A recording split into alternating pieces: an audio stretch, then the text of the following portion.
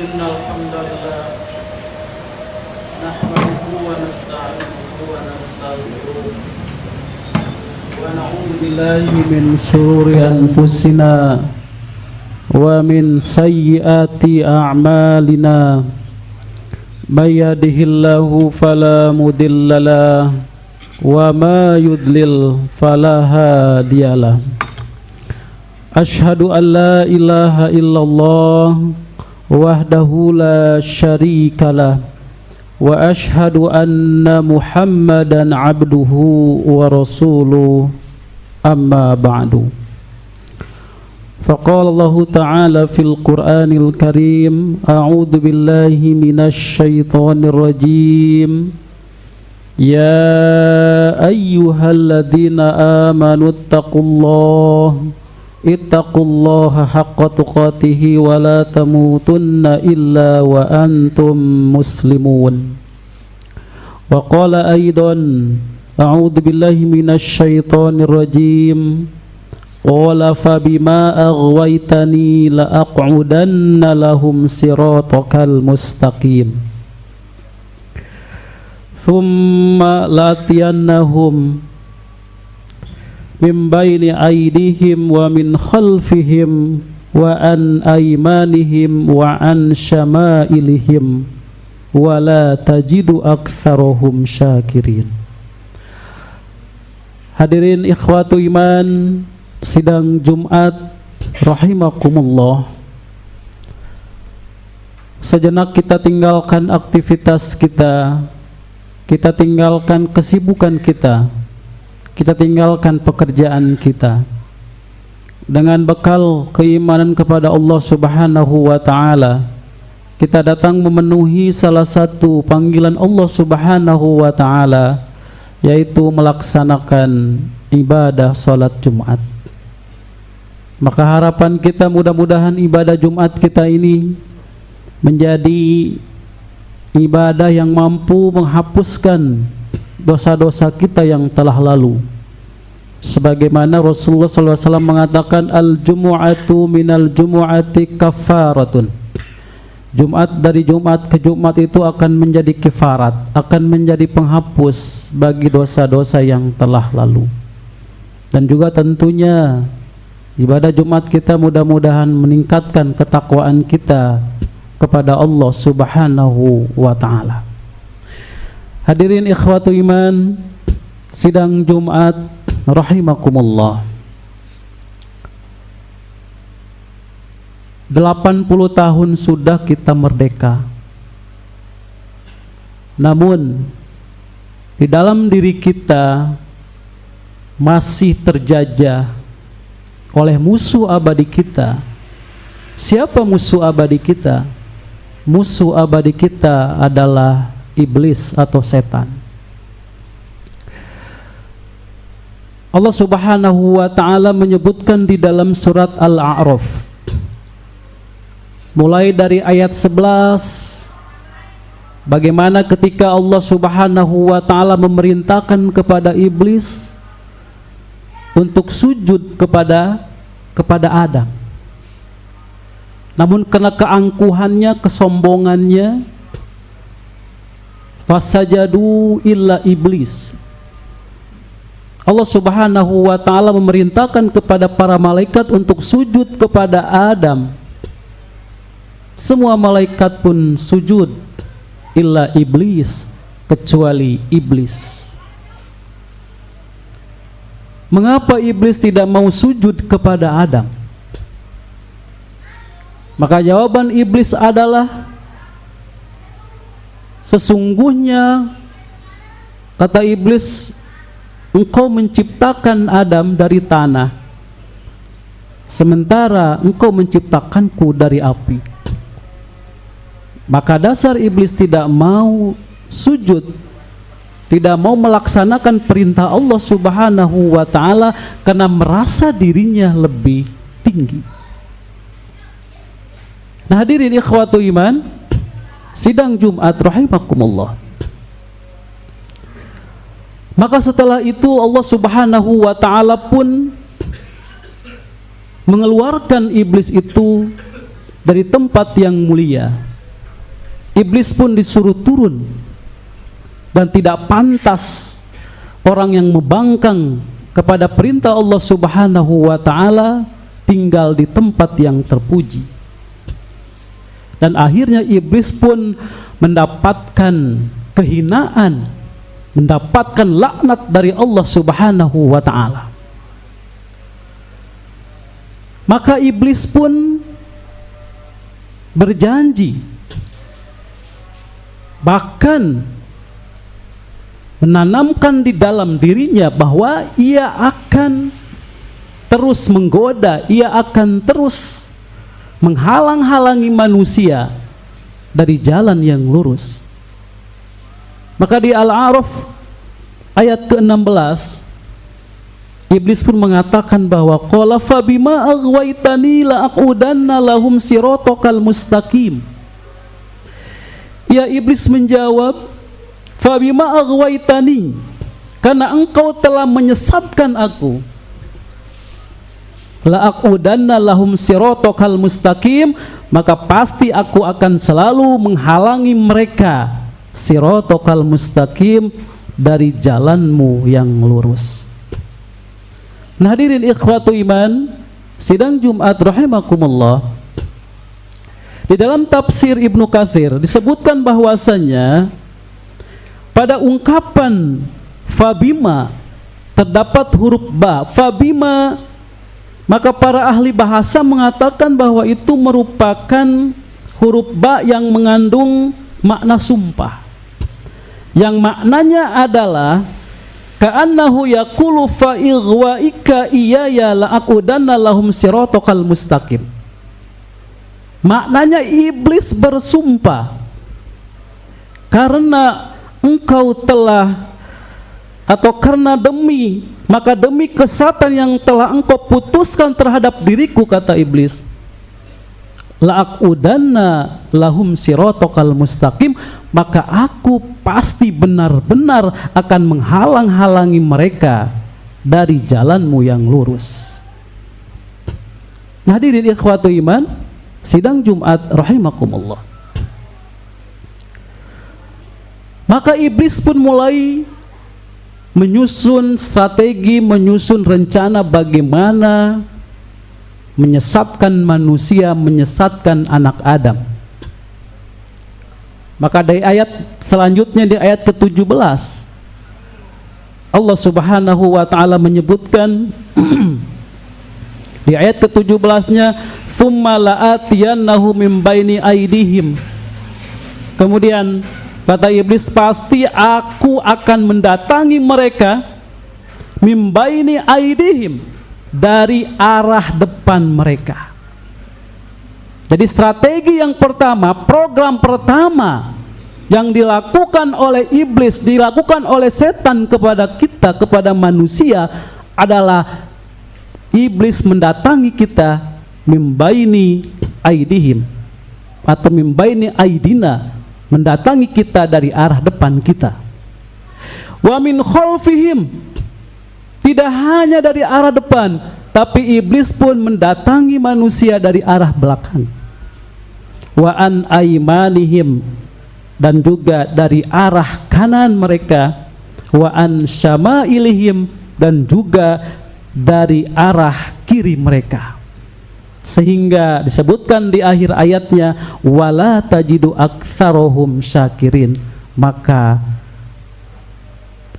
engkau tidak akan mendapati kebanyakan mereka, kebanyakan manusia itu yang bersyukur. Nah, hadirin ikhwatu iman, sidang Jumat rahimakumullah, maka kita ini sudah terjajah oleh iblis, didatangi dari berbagai arah, dari arah depan, dari arah belakang, dari arah kanan, dari arah kiri. Hanya satu arah yang tidak didatangi oleh iblis, yaitu dari arah atas. Kenapa tidak didatangi dari arah atas? Maka Ibnu Abbas mengatakan bahwa mengapa Allah Subhanahu wa ta'ala tidak menyebutkan iblis akan mendatangi manusia itu dari arah atas? Karena li'anna rahmata tanzilu min fawqihim, karena rahmat Allah Subhanahu wa taala, karena hidayah Allah Subhanahu wa taala itu turun dari atas. Nah, hadirin ikhwatu iman, sidang Jumat rahimakumullah. Maka kita perlu mengetahui dari 4 arah tadi yang merupakan di mana iblis itu datang atau mendatangi setiap manusia, dari arah depan, arah belakang, arah kanan, arah kiri. Apa yang dimaksud dari keempat arah tadi? Maka Ibnu Abbas pun mengatakan bahwa yang dimaksud dengan la'atiyannahum min baini aidihim, iblis akan mendatangi manusia itu dari arah depan mereka, yaitu usakkikuhum fi akhiratihim. Yang dimaksud dengan iblis mendatangi manusia dari arah depan adalah aku ragukan mereka tentang akhirat mereka. Jadi iblis mendatangi manusia dari arah depan itu diragukan manusia itu dengan urusan akhirat. Kita tahu bahwa urusan akhirat merupakan urusan yang paling besar. Segala perbuatan manusia itu akan dipertanggungjawabkan di akhirat. Namun seolah-olah akhirat ini tidak begitu dianggap. Iblis membuat ragu, sehingga seseorang ketika ia beramal atau ketika ia menjalankan kehidupannya, ia tidak berpikir bahwa semuanya itu akan dipertanggungjawabkan kelak di akhirat. Padahal ketika seseorang itu ingat tentang akhirat, maka disitulah urusan yang paling besar. Semua yang kita hadapi saat ini, semua yang kita lakukan saat ini tentunya adalah tempat kembalinya atau akan nanti kita pertanggungjawabkan itu di akhirat. Tetapi bagaimana iblis menggoda manusia, menyesatkan manusia, meragukan manusia tentang urusan akhirat mereka. Itulah iblis mendatangi manusia dari arah depan. Wa min khalfihim, kemudian iblis mendatangi manusia dari arah belakang. Apa yang dimaksud dengan iblis mendatangi manusia dari arah belakang? Maka Ibnu Abbas pun mengatakan kembali, yaitu uraghibuhum fi dunyahum, yaitu disibukkan, digemarkan dalam urusan dunia mereka.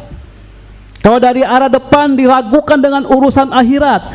Ketika seseorang itu ragu dengan urusan akhirat, tidak lagi mempedulikan urusan akhirat, kemudian ditambah lagi dari belakang ia disibukkan, digemarkan terus dalam urusan akhirat, maka kedua hal ini akan menjauhkan manusia daripada mengingat Allah Subhanahu wa ta'ala.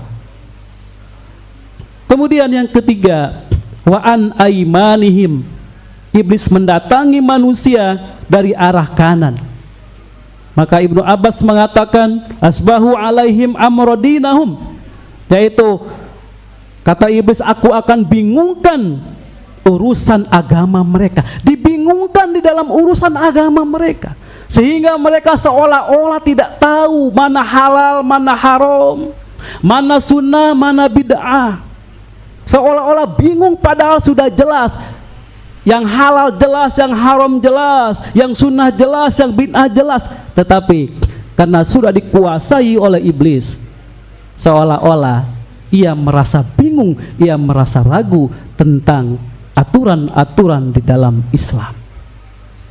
Dan satu lagi, iblis mendatangi manusia wa an sama'ilihim, mendatangi manusia dari arah kiri mereka, yaitu usyahi lahum al-ma'asi, yaitu disiapkan bentuk-bentuk kemaksiatan yang menarik.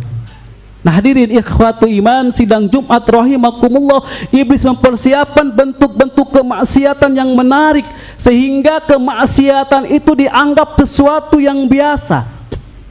Tidak malu lagi ketika melakukan kejahatan, tidak malu melakukan kemaksiatan di hadapan umum, sudah terbiasa melakukan kemaksiatan, tidak merasa malu. Kenapa?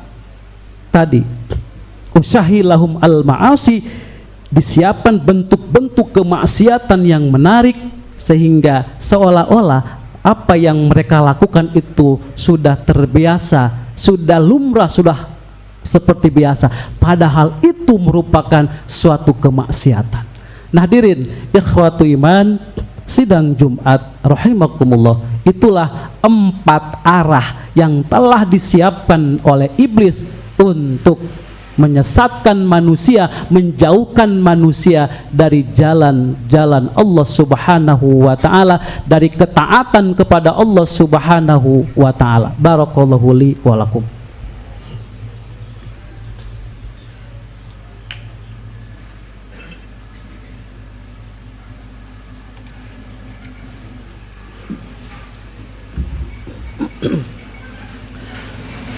Alhamdulillahilladzi arsala rasulahu bil huda wa dinil haq liyudhhirahu ala dini kullih wa kafa billahi syahida. Asyhadu an la ilaha illallah wahdahu la syarikalah wa asyhadu anna Muhammadan abduhu wa rasuluh, amma ba'du. Hadirin ikhwatu iman, sidang Jumat rahimakumullah.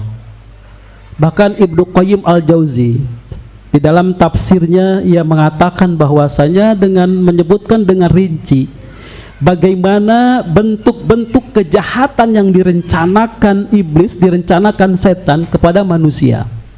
Di antaranya yang pertama ada al-kufru wa syirku wa mu'adatullahi wa rasuli. Yang paling utama itu adalah kufur dan syirik serta memusuhi Allah dan juga Rasulnya. Kemudian yang kedua al-kabair ala ikhtilafi anwa'iha. Yang kedua adalah dosa-dosa besar dengan berbagai macam-macamnya. Kemudian yang ketiga as-saghair, dosa-dosa kecil. Ketika orang sudah menganggap biasa dosa-dosa kecil, ketika ia tumpuk, maka itu akan menjadi dosa besar dan akan mencelakakan pelakunya. Kemudian yang keempat adalah al-bid'atu wa hiya ahabbu ilaihi minal fusuki wal ma'asi, perbuatan bid'ah, dan hal ini lebih disukai oleh setan daripada berbuat fasik dan berbuat kemaksiatan. Kemudian yang kelima isghaluhu bil mubahati allati la thawaba fiha. Iblis, setan menyibukkan manusia dengan melakukan hal-hal yang mubah, sesuatu yang ketika dilakukan tidak mendapatkan pahala, ditinggalkan pun tidak mendapatkan dosa, tetapi dia begitu sibuk dengan urusan tersebut sehingga ia lupa, ia tidak menambah amal ibadah di dalam kehidupannya. Hati-hatilah kalau kita sibuk dengan urusan-urusan yang mubah sehingga kita sampai lupa terhadap kewajiban kita kepada Allah Subhanahu wa ta'ala, maka itu diantara program-program yang telah disiapkan iblis kepada kita. Nah hadirin ikhwatu iman, sidang Jumat rahimakumullah, terakhir sebagai penutup, Rasulullah SAW sebagaimana yang disampaikan oleh sahabat Ibnu Abbas, bahwasanya beliau sering membaca doa. Di antara doa yang Rasulullah SAW bacakan adalah kama qala Ibnu Abbas, kana Rasulullah SAW yaqul Allahumma inni as'alukal afwa. Ya Allah, ya Tuhan kami, sesungguhnya aku memohon kepadamu al-afwa, ampunan, wal afiyah, dan juga keselamatan, fid dini wa dunya, baik itu keselamatan di dalam agama maupun keselamatan di dalam duniaku, wa ahli, begitupun dalam keluargaku, wa mali, begitupun di dalam hartaku. Allahumma astur aurati, ya Allah tutuplah auratku, wa amin ro'ati, kemudian karuniakan rasa aman dari ketakutanku, wahfadni min baini wahfadni min baini yadai, dan juga jagalah aku dari arah depan, wa min khalfi, dan juga dari arah belakang, wa min yamini, dan juga dari arah kiri, wa an syama'ili, dan dari arah kanan, dari arah kiri, dan juga dari arah atasku, wa min fauqi, dari arah atasku, wa a'udzubika, ya Allah aku pun berlindung kepadamu, an ughtali min tahti, daripada dibenamkan di dalam bumi dari arah bawahku.